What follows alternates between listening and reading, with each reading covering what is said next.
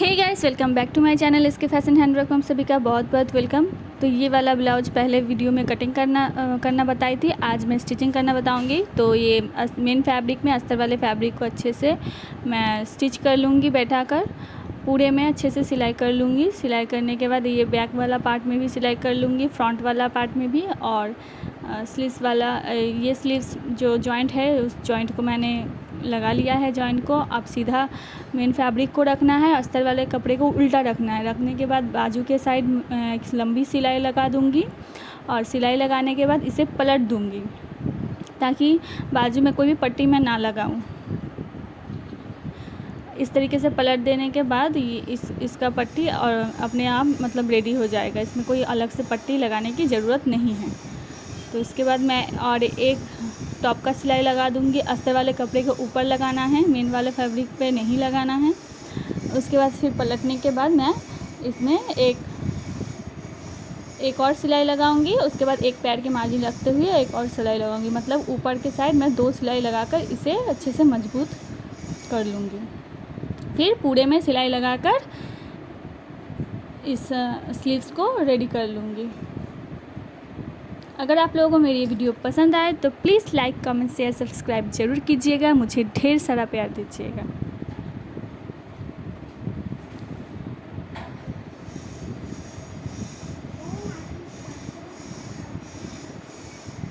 ये देखिए, इस तरीके से पूरे में सिलाई करने के बाद हम पूरे में अब इसे सिलाई कर लेंगे, और इसी तरह दोनों स्लीव्स को तैयार कर लेंगे। ये फ्रंट वाला पीस है, फ्रंट वाले पीस को जितने सारे पीस है उसमें सारे अस्तर को चिपका कर मैं सिलाई कर लूँगी। अब बैक वाले पार्ट पे जो मैं पीछे का डिज़ाइन दूँगी वो 4 इंच का लेंथ लूँगी मैं, और इस साइड से नीचे से मैं लूँगी यहाँ पे 3 इंच, 3 या 2.5 इंच पे आप लीजिएगा। मैंने 3 या 2.5 इंच के बीच में ही रखा है, 2.5 इंच लिया है। उसके बाद एक बॉक्स कर लूँगी, ऊपर से भी 2.5 इंच, और एक गोलाई ऊपर से गोलाई देना है। देने के बाद मैं इसे कट कर लूँगी। मैं थोड़ा सा डीप की थी इस ब्लाउज में, आप चाहे तो और ज़्यादा डीप कर सकते हैं, आपके पसंद के अकॉर्डिंग आप बना सकते हैं। मैंने ज़्यादा डीप नहीं दिए थे। इसमें पट्टी लगाना है, पट्टी लगाने के लिए हमने तिरछा पट्टी कट कर लूँगी, और इसी तरीके से पीस में कुछ पट्टियाँ कट करके निकाल लूँगी। ये देखिए, ये एक इस तरीके से घिंचाव दे रहा है, इसे ही उड़े पट्टी कहते हैं। उसके बाद ये कोना और दूसरे पट्टी का दूसरा कोना हमें उल्टे साइड रखना है। इस तरीके से नहीं रखना है, सीधा कोना कोना नहीं मिलाना है, इस तरीके से उल्टा साइड रखना है। ये देखिए, इस तरीके से उस कोने को इस साइड और इस कोने को इस साइड रखते हुए हमें मिलाकर सिलाई लगाना है, तब ये पट्टी अच्छे से तैयार होगा। इस तरीके से अब हम खोल कर दिखाते हैं। ये देखिए, अब इसी तरीके से सारे पट्टी को लगा लेना है। लगाने के बाद हमारा जितना भी पट्टी लगाने का जगह है, जैसे गले में और जो कमर में मैंने वो डिज़ाइन दिया था गोल वाला, उसमें मैं पूरे में पट्टी लगा लूँगी।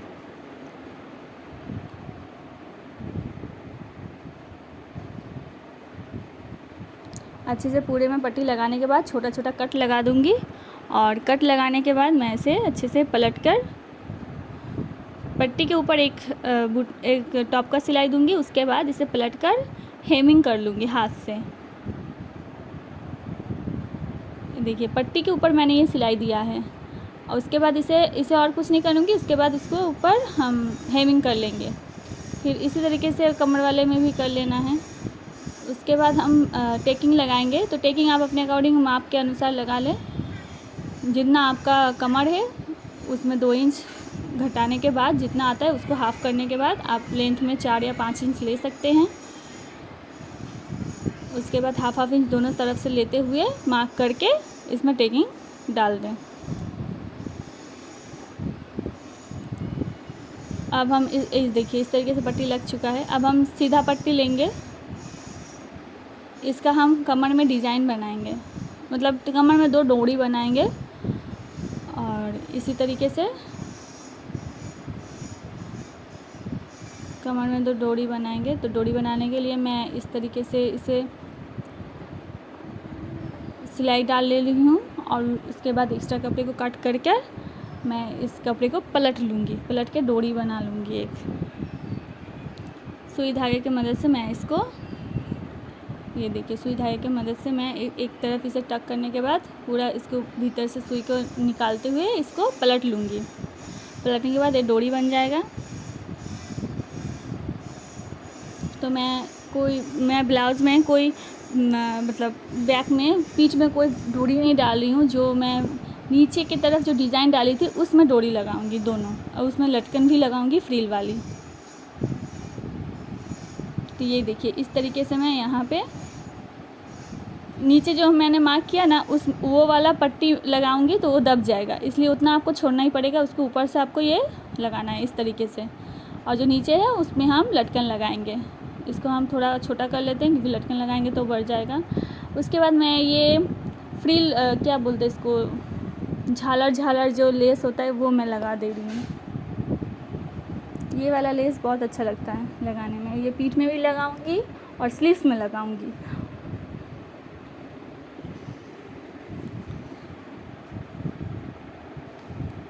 इस तरीके से पूरे में मैं लगा लूँगी। ये लगाने के समय आपको ध्यान रखना पड़ेगा जो इसका पाइप है वो जनो सामने की तरफ रहे, क्योंकि सिलाई की तरफ रहेगा तो आपका सुई टूटने का डर रहेगा, इसलिए ध्यान रखिएगा। उसके बाद मैं प्रिंसेस कट के लिए इस पीसेस को लगा ले रही हूँ जो हमारा कटोरी बनकर तैयार होता है। तो ये पीस को मैं हमेशा आप नीचे की तरफ से ऊपर की तरफ लगाइएगा, सिलाई को ऊपर की तरफ से नीचे की तरफ नहीं लगाइएगा तो इसका शेप मतलब बिगड़ जाएगा।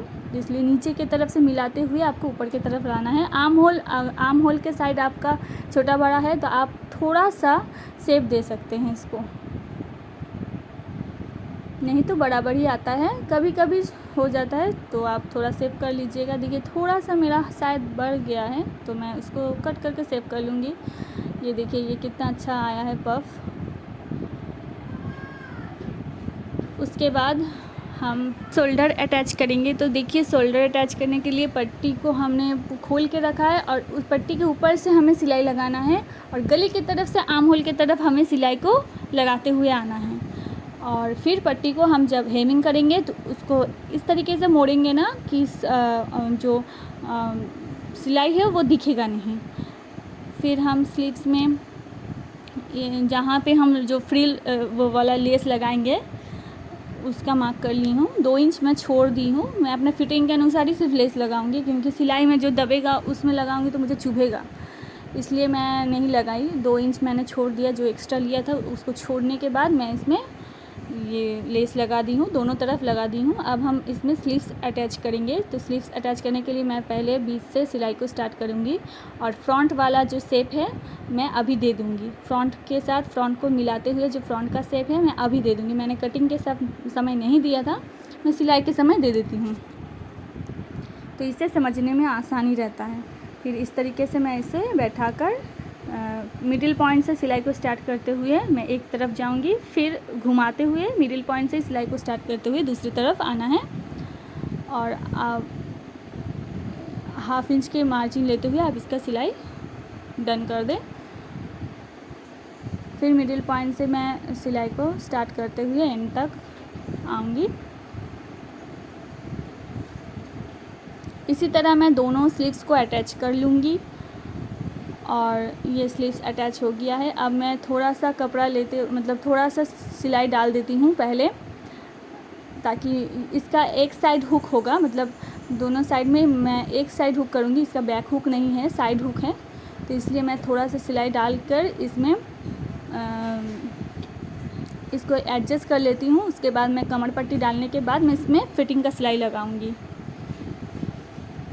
तो ये देखिए मैं एक साइड जहाँ पे मैं हुक काज करूँगी उस साइड में खोल दे रही हूँ, और वहाँ से मैं थोड़ा 1/2 इंच का कपड़ा लेते हुए पूरे में पट्टी को कमर पट्टी को लगा दी हूँ। सीधा पट्टी कट कर ली हूँ और कमर पट्टी को लगा दी हूँ।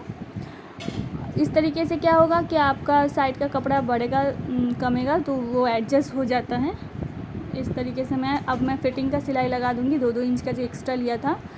और देखिए हुक मैं इस साइड लगाऊंगी, इसलिए मैं 4 इंच का मार्क की हूँ, और यहाँ पे ही जहाँ पे मार्क की हूँ वहीं पे हमें नीडल को लाकर रोक देना है और टक कर देना है। और यहाँ से मैं जहाँ पे हुक लगाऊंगी वहाँ से मैं एक पैर के मार्जिन लेते हुए इसे पूरे में सिलाई कर लूँगी। पट्टी को अंदर की तरफ आपको रख देना है, रखने के बाद इसे सिलाई कर लेना है। ये देखिए ये इस तरीके से हो गया है।